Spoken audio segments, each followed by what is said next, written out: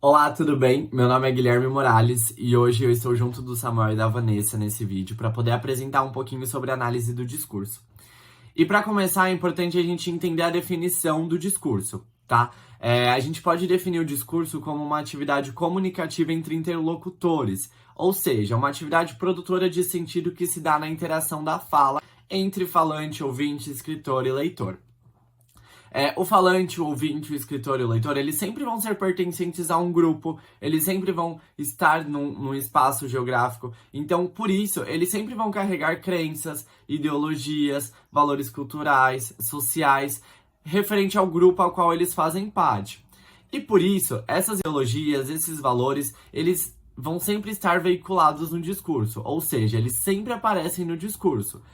Por esse motivo, a gente não pode dizer que existe um discurso neutro, porque o discurso ele sempre vai trazer uma característica que vai expressar o valor cultural, um valor social, uma ideologia, uma crença pertencente ao grupo ao qual o indivíduo faz parte. Então, a gente não pode dizer que existe um discurso neutro.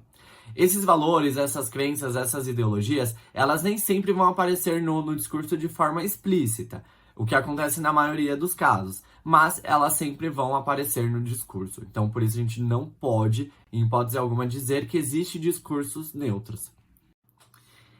A gente tem um exemplo aí na imagem, onde a gente tem dois cenários. O primeiro cenário seria num fórum social mundial, que eles estão dizendo, vamos invadir o McDonald's. E o segundo cenário seria um fórum econômico mundial, trazendo mais uma ideia econômica, onde ele diz que fome, vamos invadir o McDonald's. O mesmo acontece quando a gente diz a seguinte frase, vamos invadir o Senado. Aqui nessa frase a gente tem um contexto político, um contexto social, onde a palavra invadir ela traz uma ideia negativa, que esse invadir seria invadir com violência, com brutalidade.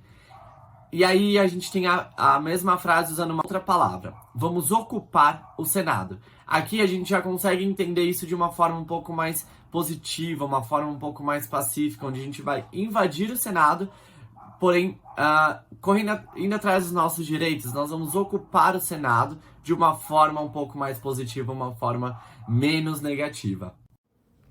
O discurso deve ser compreendido como algo que ultrapassa o nível puramente gramatical, o nível linguístico. O nível discursivo apoia-se sobre a gramática da língua, mas é muito importante levar em consideração também os interlocutores, a situação em que o discurso está sendo produzido. Como um exemplo, nós temos uma charge onde o menino diz à mãe, mãe, olha o que eu achei. E a mãe responde, solta isso, menino, tu quer morrer? Isso é uma bala perdida. Para a mãe, o conceito de bala perdida é como se fosse o conceito de morte. O menino pegou a bala perdida e para a mãe aquilo vai fazer mal a ele. O discurso se manifesta linguisticamente por meio de textos, isto é, o discurso se materializa sobre a forma de textos, ou seja, o texto é uma representação, um registro escrito do que foi falado e ou será apresentado no discurso oral, podendo ser lido ou servir de apoio para o orador, quem expõe as ideias. Vejamos isso na prática.